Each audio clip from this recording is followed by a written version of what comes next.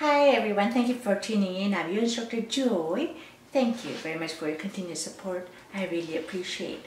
So this video is an answer to actually many violinists who's been asking about vibrato. Namely, what do we do when we have sliding fingertip or slipping fingertips? So when we learn the vibrato motion, we understand whether it's a wrist vibrato or arm vibrato. There's certain motion that you have to do, which namely for the wrist vibrato we have to learn. We anchor our hand on the wrists of the violin. We learn to move our hand away and then bring it back. Like that. That's basic motion, and with each finger we do that.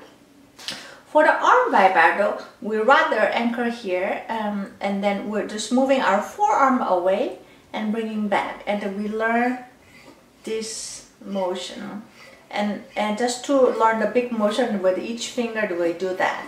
So that's part of the process one has to learn, just training which part of the arm has to be very active.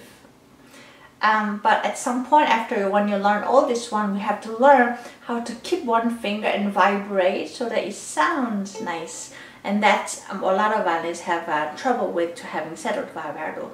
In this case, having more slipping or sliding fingertips.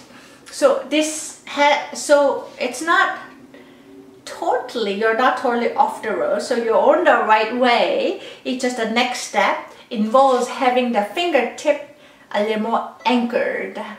Previous steps we focus, or a lot of instructors including myself, focus on having relaxed fingertip so that you can move your forearm or the wrist or finger in this case, if it's finger vibrato, no matter what vibrato. But once you learn how to keep your fingertip relaxed during your motion of arm vibrato, wrist vibrato and finger vibrato, the final step would be learn to have fingertip anchored while vibrating, whether it's wrist or arm vibrato. And that's when we have hard time having anchored the fingertip on the string so that it does not slide around, slip around. It actually involves two fingertips that has to be anchored, the vibrating finger and the thumb. The two finger has to be while you vibrate. Not only that, the anchoring spot, which the fingertip has a finger weight and then keeping the string down, which I would prefer to have a fingertip contact point or fingertip weight point. I'm trying to avoid the word pressure because pressure attracts attention. We want to go a little away from that one. So let's call it fingertip contact point. Fingertip contact point changes it. So it starts when you sit first, it starts at the tip of the finger, and as your finger goes away, it gets at the tip of it.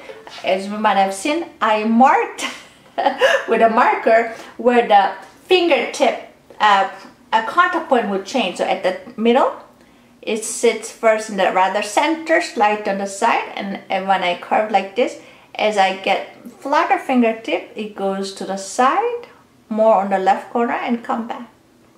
And also same thing goes from here. Third finger, it starts rather the front on the left corner of my fingertip. When I curve like this, it goes away when I get flatter and come back. Pinky goes a little more horizontal diagonal line, starting very left of my fingertip when my finger is curved. The fingertip contact point gets changed to the side of the left corner when my fingertip is straighter and coming back. First finger, rather vertical, starts a little close to the center of the fingertip when my finger is curved, and when I get flatter, it goes sideways on the left corner and back. So like this. Let's start with the pinky. On the left corner, like this. Third, second, first. Not only that, I also draw a marker on my thumb.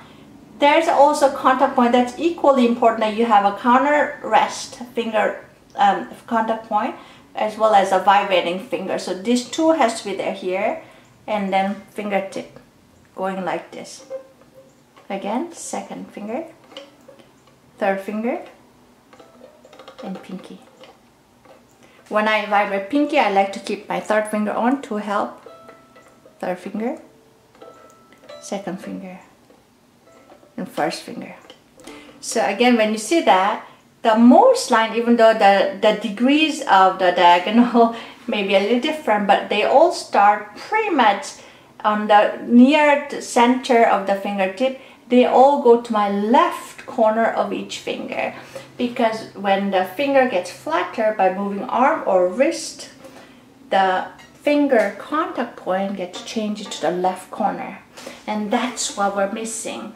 So when we move our hand or the arm away, we need to learn to make the fingertip a little more flatter while keeping the string low by keeping the fingertip contact point heavy enough. And you should have it afterwards, not marker like I did, but a little pressed as a little print from the string pressure. Yeah, I hope you can try that on yourself.